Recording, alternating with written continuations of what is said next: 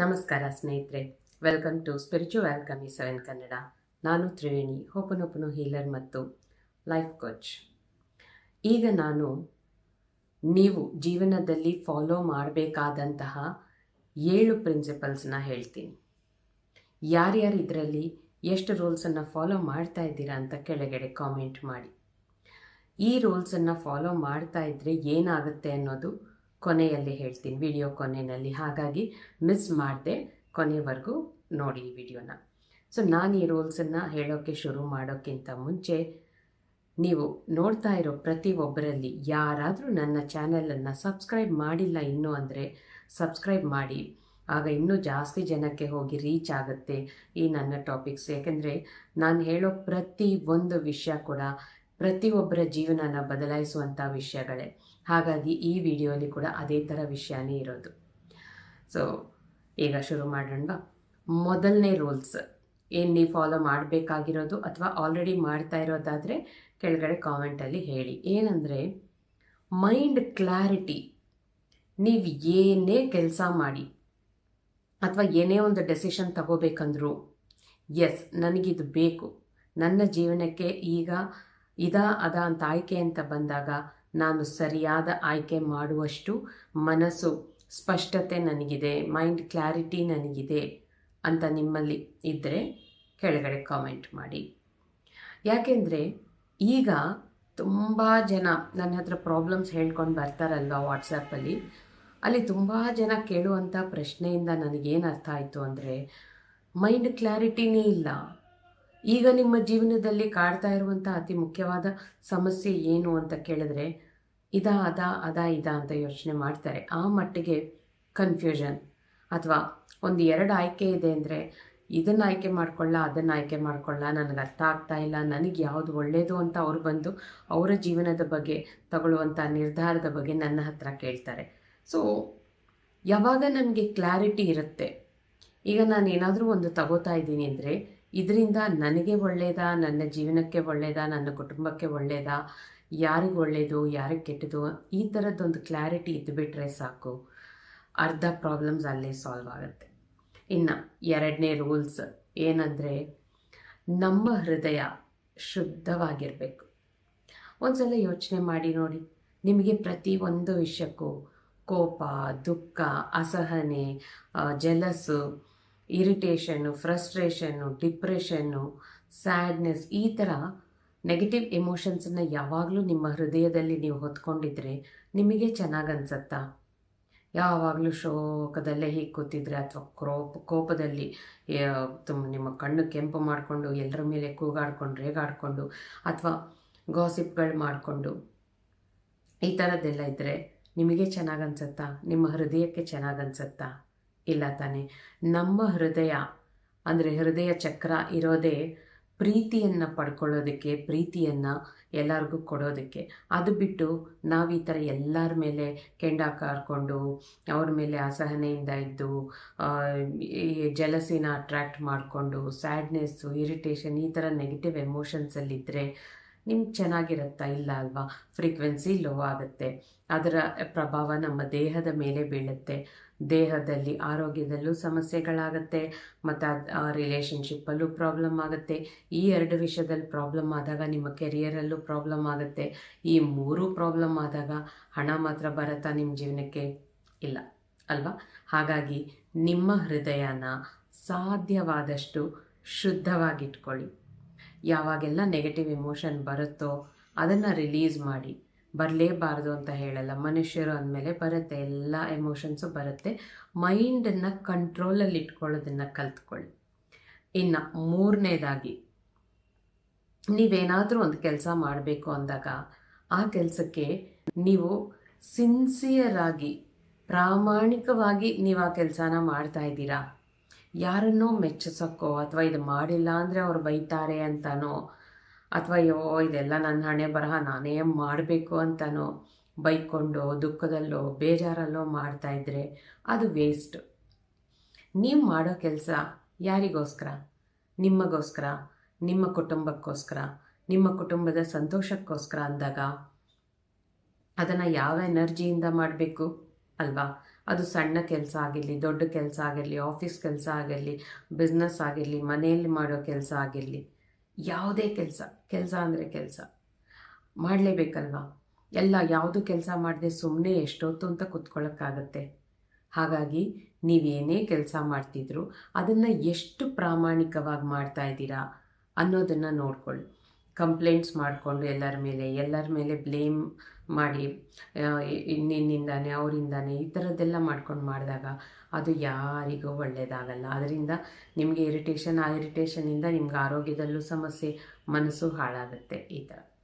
ಇನ್ನು 4ನೇದು, ನೀವು ಏನೇ ಮಾಡ್ತಾಯಿದ್ರು ಸರಿಯಾದ ಸಮಯಕ್ಕೆ ಸರಿಯಾದ ನಿರ್ಧಾರ ತಗೊಂಡು ಸರಿಯಾಗಿ ಮಾಡ್ತಾ ಇದ್ದೀರಾ ಅಂತ ನೋಡ್ಕೊಳ್ಳಿ. ಯಾಕೆಂದರೆ ಯೂಶ್ವಲ್ ಆಗಿ ಏನಾದರೂ ಮಾಡಬೇಕು ಅಂದರೆ ನಾನು ನಾಳೆ ಮಾಡ್ತೀನಿ, ಆಮೇಲೆ ಮಾಡ್ತೀನಿ, ಇದೊಂದು ಯೂಶ್ವಲ್ಲಾಗಿ ಎಲ್ಲರೂ ತುಂಬ ಜನ, ಈಗ ನಾನು ಯಾರ್ಯಾರು ನನ್ನ ಹತ್ರ ಹೀಲಿಂಗ್ ಮಾಡಿಸ್ಕೋತಾ ಇದ್ದಾರೋ, ಯಾರ್ಯಾರು ಕೋರ್ಸ್ಗಳು ಕಲಿತಾ ಇದ್ದಾರೋ ಎಲ್ಲರ ಜೊತೆ ಮಾತಾಡಿದಾಗ ನನಗೆ ಗೊತ್ತಾಗೋದು, ಏನಾದರೂ ಒಂದು ಆ್ಯಕ್ಟಿವಿಟಿ ಹೇಳಿದ್ರು ಅಷ್ಟೇ, ಇದನ್ನು ಮಾಡ್ಕೊಂಡು ಬಂದ್ರಾ ಅಂತ ಕೇಳಿದಾಗ, ಇಲ್ಲ ಮ್ಯಾಮ್ ತುಂಬ ಬ್ಯುಸಿ ಇದ್ದೆ, ನಾಳೆ ಮಾಡ್ಕೊಂಬರ್ತೀನಿ, ನಾಳೆದು ಮಾಡ್ತೀನಿ ಮ್ಯಾಮ್, ನಂಗೆ ಆ ಕೆಲಸ ಇತ್ತು, ಈ ಕೆಲಸ ಇತ್ತು. ಅದೇ ನೀವು ಅಷ್ಟು ಬ್ಯುಸಿ ಇದ್ದವರಾದರೆ ನಿಮಗೆ ತಿನ್ನೋಕ್ಕೂ ಟೈಮ್ ಇಲ್ವಾ, ಬೇರೆ ಏನು ಫ್ಯಾಮಿಲಿಯಲ್ಲಿ ಅವ್ರ ಜೊತೆ ಸ್ಪೆಂಡ್ ಮಾಡೋಕ್ಕೂ ಟೈಮ್ ಇಲ್ವಾ, ಯಾವುದಕ್ಕೆ ಇಂಪಾರ್ಟೆನ್ಸ್ ಕೊಡ್ತಾ ಇದ್ದೀರಾ? ಸೊ ಏನೇ ಒಂದು ಕೆಲಸ ಮಾಡಬೇಕಂದ್ರೆ ಅದನ್ನು ಸರಿಯಾದ ಸಮಯಕ್ಕೆ ಮಾಡಿ. ಸಮಯ ಮೀರಿದ ಮೇಲೆ ಕೆಲವೊಮ್ಮೆ ಮಾಡಿದ ಕೆಲಸ ಕೂಡ ವ್ಯರ್ಥ ಆಗತ್ತೆ. ಆ ಥರ ಇವಾಗ ಒಂದು ಹಾಲಿರುತ್ತೆ, ಹಾಲಿಗೆ ಹಾಕಬೇಕು ಅಂದರೆ ಹಾಲು ಕೆಟ್ಟೋಗೋವರೆಗೂ ಇಟ್ಟು, ಅಥವಾ ಹಾಲು ತಣ್ಣಗಾದ್ಮೇಲೆ ಮತ್ತೆ ಅದನ್ನು ಕಾಯಿಸಿ ಹಾಕೋಗಿಂತ ಕಾಯಿಸ್ದಾಗಲೇ, ಅದು ಬೆಚ್ಚಗಿದ್ದಾಗಲೇ ಹಾಕಿದ್ರೆ ಹೇಗಿರುತ್ತೆ ಆ ಥರ. ಮತ್ತೆ ಡಬಲ್ ಕೆಲಸ ಮಾಡದೆ ಸರಿಯಾದ ಕೆಲಸನ ಸರಿಯಾದ ಸಮಯದಲ್ಲಿ ಸರಿಯಾದ ನಿರ್ಧಾರ ತಗೊಂಡು ಮಾಡಿ. ಇನ್ನು 5ನೇ ವಿಷಯ, ನಿಮ್ಮ ಸಂತೋಷನ ಬೇರೆಯವರಲ್ಲಿ ಹುಡುಕಬೇಡಿ, ಬೇರೆಯವರ ಮೇಲೆ ಡಿಪೆಂಡ್ ಆಗಬೇಡಿ ನೀವು ಸಂತೋಷವಾಗಿರೋದಕ್ಕೆ. ಅಥವಾ ನೀವು ಆಲ್ರೆಡಿ ಬೇರೆಯವ್ರ ಮೇಲೆ ಡಿಪೆಂಡ್ ಆಗ್ತಾ ಇದ್ದೀರಾ, ಅವರಿಂದ ನನಗೆ ಸಂತೋಷನೇ ಇಲ್ಲ. ಎಸ್ಪೆಷಲಿ ಲೈಫ್ ಪಾರ್ಟ್ನರ್ಸ್ ಮೇಲೆ ತುಂಬ ಜನ ಕಂಪ್ಲೇಂಟ್ಸ್ ಹೇಳ್ತೀರಾ, ಅವರಿಂದ ನನಗೆ ಯಾವಾಗಲೂ ದುಃಖನೇ, ಯಾವಾಗಲೂ ಯಾವ ಸುಖ ಇಲ್ಲ, ನನ್ನನ್ನು ಚೆನ್ನಾಗಿ ನೋಡ್ಕೊಳ್ಳಲ್ಲ, ಈ ಥರದ್ದೆಲ್ಲ ಹೇಳ್ತೀರಾ. ಅಂದರೆ ನೀವು ಚೆನ್ನಾಗಿರಬೇಕು ಅಂದರೆ ಅವರು ಬಂದು ನಿಮ್ಮನ್ನು ಚೆನ್ನಾಗಿ ಮುದ್ದು ಮಾಡಿ ನೋಡ್ಕೊಂಡ ಹಾಗ. ಕೆಲವ್ರಿಗೆ ಮನಸ್ಸಲ್ಲಿ ಪ್ರೀತಿ ಇರುತ್ತೆ, ಹೇಳ್ಕೊಳಕ್ಕೆ ಬರಲ್ಲ. ಅದ್ರ ಬದಲು ನಿಮ್ಮ ಜೊತೆ ನೀವು ಕನೆಕ್ಟ್ ಆಗಿ, ನೀವು ಬೇರೆಯವ್ರ ಮೇಲೆ ಡಿಪೆಂಡ್ ಆಗ್ತಾ ಇದ್ದೀರಾ ನೀವು ಸಂತೋಷ ಪಡೋಕೆ ಅಂದ್ರೇ ಅದರ ಅರ್ಥ ನಿಮ್ಮಿಂದ ನೀವು ಕನೆಕ್ಷನ್ ಕಳ್ಕೊಂಡಿದ್ದೀರಾ. ಸೊ ನಿಮ್ಮಿಂದ ನೀವು ಕನೆಕ್ಟ್ ಆಗಿ, ನಿಮಗೆ ನೀವು ಕನೆಕ್ಟ್ ಆಗಿ, ನಿಮಗೆ ನೀವು ಸಂತೋಷನ ಕೊಡಿ, ನಿಮಗೆ ನೀವು ಪ್ರೀತಿ ಕೊಡಿ, ಗೌರವ ಕೊಡಿ. ಆಗ ನೋಡಿ ಒಳಗೊಳಗೆ ಅದೆಷ್ಟು ಸಂತೋಷವಾಗಿರ್ತೀರ, ಎಷ್ಟು ನೆಮ್ಮದಿಯಿಂದ ಇರ್ತೀರ. ಆವಾಗ ಯಾರ ಮೇಲೂ ಡಿಪೆಂಡ್ ಆಗಲ್ಲ. ಇನ್ನೂ ಒಂದೇನೆಂದರೆ, ನಿಮಗೆ ನೀವೇನು ಕೊಡ್ತೀರೋ ಅದೇ ಎಲ್ಲರಿಂದ ಸಿಗುತ್ತೆ. ಬೇರೆಯವರಿಂದ ನಿಮಗೆ ಸಂತೋಷ ಸಿಗ್ತಾ ಇಲ್ಲ ಅಂದರೆ ನಿಮಗೆ ಅದು ಕೊಡ್ತಾ ಇಲ್ಲ, ನೀವು ನಿಮ್ಮಿಂದ ಕನೆಕ್ಟ್ ಆಗಿಲ್ಲ. ಅದಕ್ಕೆ ಇದಂತೂ ಮೇಜರ್ ಪ್ರಾಬ್ಲಮ್. ಹಾಗಾಗಿ ಇವತ್ತಿನಿಂದ 11 day self love workshop start ಮಾಡಿದ್ದೀನಿ. ಇನ್ನೂ ಯಾರಿಗಾದರೂ ಜಾಯಿನ್ ಆಗಬೇಕು ಅಂತ ಆಸೆ ಇದ್ದರೆ ಬನ್ನಿ, ಜಾಯಿನ್ ಆಗಿ ಬೇಗ. ಸೊ ಈ 11 ಡೇ ಸೆಲ್ಫ್ ಲವ್ ವರ್ಕ್ಶಾಪ್ ನಿಮ್ಮಲ್ಲಿರೋ ಯಾವುದನ್ನು ನೀವು ರಿಲೀಸ್ ಮಾಡಬೇಕು, ನೀವು ಹೇಗೆ ನಿಮ್ಮ ಜೊತೆ ನೀವು ಕನೆಕ್ಟ್ ಆಗಬೇಕು ಅನ್ನೋ ಅವೇರ್ನೆಸ್ ಕೊಡುತ್ತೆ. ತುಂಬ ಫನ್ನಾಗಿ, ತುಂಬ ಚೆನ್ನಾಗಿರುತ್ತೆ. ಯೂಶ್ವಲಿ ಏನು ಮಾಡ್ತೀವಿ, ಇನ್ನೊಬ್ಬರ ಜೊತೆ ಜಗಳ ಮಾಡಬೇಕಾದ್ರೆ ನಮಗೆ ಮಾತುಗಳು ಸಿಗದೇ ಇದ್ದಾಗ ನಮ್ಮನ್ನು ನಾವು ಬೈಕೊಳ್ಳೋದು ಈಸಿ. ಎಲ್ಲ ನನ್ನ ಹಣೆ ಬರಹ, ಹೌದು ನಾನೇ ಮಾಡಿದ್ದು, ನಾನು ಹಾಳಾಗೋಗ್ತೀನಿ. ಇನ್ನೊಬ್ಬರನ್ನ ಬೈಯೋಕ್ಕಾಗದೇ ಇದ್ದಾಗ ನಮ್ಮನ್ನೇ ನಾವು ಬೈಕೊಬಿಡ್ತೀವಿ ಅಲ್ವಾ. ಇಂಥದ್ದೆಲ್ಲ ಆದಾಗ ನಮ್ಮ ಒಳಗೆ ಖುಷಿ ಅನ್ನೋದು ಹೇಗಿರುತ್ತೆ. ಆದರೆ ಇದನ್ನೆಲ್ಲ ಬಿಟ್ಟು ನಿಮ್ಮನ್ನು ನೀವು ಪ್ರೀತಿಸಿ. ಆವಾಗ ನೋಡಿ, ನೀವು ಒಬ್ಬರೇ ಎಲ್ಲೋ ಒಂದು ಡೆಸರ್ಟಲ್ಲಿದ್ರೂ, ಎಲ್ಲೋ ಫಾರೆಸ್ಟಲ್ಲಿದ್ದರೂ, ಕಾಡಲ್ಲಿದ್ರೂ ನಿಮ್ಮೊಳಗೆ ಸಂತೋಷ ಅನ್ನೋದಿರುತ್ತೆ. ಏನೋ ಒಂದು 1000 ಜನ ನಿಮ್ಮ ಜೊತೆ ಇರೋ ಫೀಲ್ ಇರುತ್ತೆ. ಹಾಗಾಗಿ ಸಂತೋಷನ ನಿಮ್ಮ ಒಳಗೇನೆ ನೋಡ್ಕೊಳ್ಳಿ, ಹೊರಗೆ ಎಲ್ಲಿಂದನೂ ಅಲ್ಲ. ಇನ್ನು 6ನೇದಾಗಿ, ಈ ಕ್ಷಣದಲ್ಲಿ ಜೀವಿಸಿ, ಲಿವ್ ಇನ್ ದ ಪ್ರೆಸೆಂಟ್. ಯಾಕೆಂದರೆ ಯೂಶ್ವಲಿ ಮಾತಿಗೆ ಮುಂಚೆ ಆವಾಗ ಅವ್ರು ಹಂಗೆ ಹೇಳಿದ್ರು, ಇವಾಗ ಇವ್ರು ಹೇಳಿದ್ರು, ಇದರ ಪಾಸ್ಟಲ್ಲಿ ಬದುಕ್ತೀವಿ ಅಥವಾ ಫ್ಯೂಚರಲ್ಲಿ ಬದುಕ್ತೀವಿ. ಪಾಸ್ಟಲ್ಲಿ ನಡೆದ ಕೆಲವು ಘಟನೆಗಳನ್ನು ಮರೆಯೋಕ್ಕಾಗದೆ ಅದನ್ನು ಒಳಗಡೆನೇ ಇಟ್ಕೊಂಡು ಇನ್ನೊಬ್ಬರನ್ನು ಬೈಕೊಂಡು ಆವಾಗ ಅವ್ರು ಹೇಳಿದ ಮಾತು ನನಗಿನ್ನೂ ಕಿವಿಯಲ್ಲೇ ಇದೆ, ಮರೆಯೋಕ್ಕೆ ಆಗ್ತಾ ಇಲ್ಲ. ನೆನೆಸ್ಕೊಂಡಾಗೆಲ್ಲ ಅದೆಷ್ಟು ಬೇಜಾರಾಗುತ್ತೆ ಗೊತ್ತಾ. ಈ ಥರ ಮಾತುಗಳನ್ನು ಆಡ್ತಾ ಇದ್ದಾಗಲೇ ನಿಮ್ಗೆ ಅರ್ಥ ಆಗಬೇಕು ನೀವಿನ್ನೂ ಪಾಸ್ಟಲ್ಲೇ ಜೀವನ ಮಾಡ್ತಾ ಇದ್ದೀರಾ ಅಂತ. ಆದರೆ ಮನುಷ್ಯ ಹುಟ್ಟಿರೋದು ಮುಂದಕ್ಕೆ ಹೋಗೋದಕ್ಕೆ. ಮುಂದಕ್ಕೆ ಹೋಗಬೇಕು ಅಂದರೆ ಹಾಗಂತ ನಾಳೆಯಲ್ಲೇ ನಾವು ಜೀವನ ಮಾಡೋಕ್ಕೂ ಆಗಲ್ಲ. ನಾಳೆ ನನಗಿದು ಬೇಕು, ನಾಳಿದ್ದು ನನಗಿದು ಬೇಕು, ನೆಕ್ಸ್ಟ್ ಇಯರ್ ನನಗದು ಬೇಕು ಅಂದರೆ ಅದಕ್ಕೆ ಈ ಕ್ಷಣನ ನೀವು ಹೇಗೆ ಯೂಸ್ ಮಾಡ್ಕೊಳ್ತಾ ಇದ್ದೀರಾ. ಹಿಂದೆ ಆಗಿದ್ದು ನಮ್ಮ ಕೈಯಲ್ಲಿಲ್ಲ, ಮುಂದೆ ಆಗೋದು ನಮ್ಮ ಕೈಯಲ್ಲಿಲ್ಲ. ನಮ್ಮ ಕೈಯಲ್ಲಿರೋದು ಈ ಕ್ಷಣ ಮಾತ್ರ.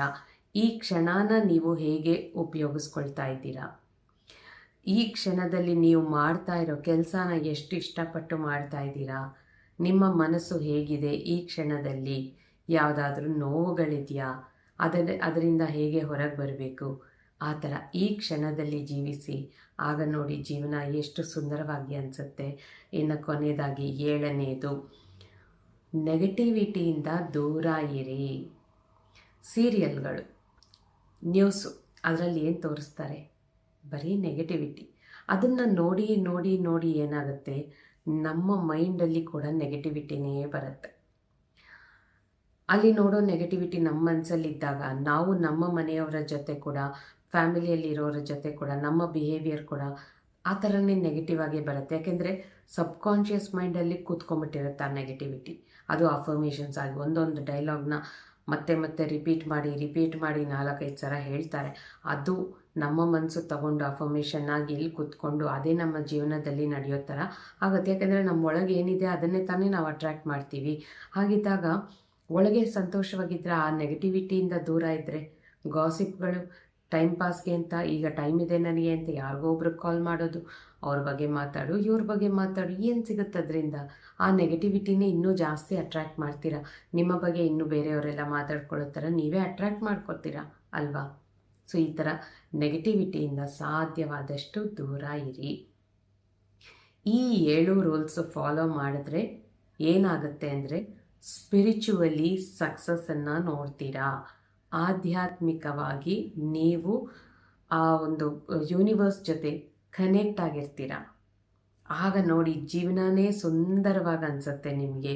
ನಿಮ್ಮ ಲೈಫಲ್ಲಾಗೋ ಚೇಂಜಸ್ ಆಗಿರ್ಬೋದು, ನಿಮ್ಮ ಮನಸ್ಸಿನಲ್ಲಾಗೋ ಚೇಂಜಸ್ಸು, ಇದನ್ನೆಲ್ಲ ನಾನು ಹೇಳೋಕ್ಕಿಂತ ಈ 7 ರೂಲ್ಸ್ ನಾನು ಏನೇನು ಹೇಳಿದ್ದೀನೋ ಅದನ್ನು ಫಾಲೋ ಮಾಡಿ. ಯಾರ್ಯಾರು ಯಾವ್ಯಾವ ರೂಲ್ ಫಾಲೋ ಮಾಡ್ತಿದ್ದೀರಾ, ಯಾವ ರೂಲನ್ನು ನೀವು ಚೇಂಜ್ ಮಾಡ್ಕೋಬೇಕು, ಅಳವಡಿಸ್ಕೋಬೇಕು ಇನ್ನು ಮುಂದೆ ನಿಮ್ಮ ಜೀವನದಲ್ಲಿ ಅನ್ನೋದನ್ನು ಕಾಮೆಂಟ್ಸಲ್ಲಿ ತಿಳಿಸಿ. ನೋಡ್ತೀನಿ. ಆಗ ನನಗೂ ಗೊತ್ತಾಗುತ್ತೆ ಯಾರ್ಯಾರು ಚೇಂಜಸ್ ಮಾಡ್ಕೊಳ್ಳೋಕೆ ಇಷ್ಟಪಡ್ತಾ ಇದ್ದೀರಾ ಅಂತ. ಆವಾಗ ಈ ಥರ ಇನ್ನೂ ಒಳ್ಳೆ ಮಾಹಿತಿ ಕೊಡೋದಕ್ಕೆ ನನಗೂ ಇನ್ಸ್ಪಿರೇಷನ್ ಆಗುತ್ತೆ. ಸೊ ಅರ್ಥ ಆಯ್ತಲ್ಲ, ನಿಮ್ಮಲ್ಲಿ ಏನು ಚೇಂಜ್ ಮಾಡಿಕೊಂಡ್ರೆ ನೀವು ಯೂನಿವರ್ಸ್ ಜೊತೆ ಅಲೈನ್ಡ್ ಆಗಿರ್ತೀರಾ, ಹೊಂದ್ಕೊಂಡಿರ್ತೀರಾ ಅಂತ. ಸೊ ಈ ರೀತಿ ಇವಾಗ ನಾನು ಹೇಳಿರೋ 7 ರೂಲ್ಸನ್ನು ಫಾಲೋ ಮಾಡಿ ನೋಡಿ, ಏನಾಗುತ್ತೆ ನಿಮ್ಗೆ ಗೊತ್ತಾಗುತ್ತೆ. Okay, so thank you so much. ಇಷ್ಟೊತ್ತು ನನ್ನ ಮಾತುಗಳನ್ನು ತಾಳ್ಮೆಯಿಂದ ಕೇಳಿದ ಪ್ರತಿಯೊಬ್ಬರಿಗೂ ನನ್ನ ತುಂಬು ಹೃದಯದ ಧನ್ಯವಾದಗಳು ಸ್ನೇಹಿತರೆ.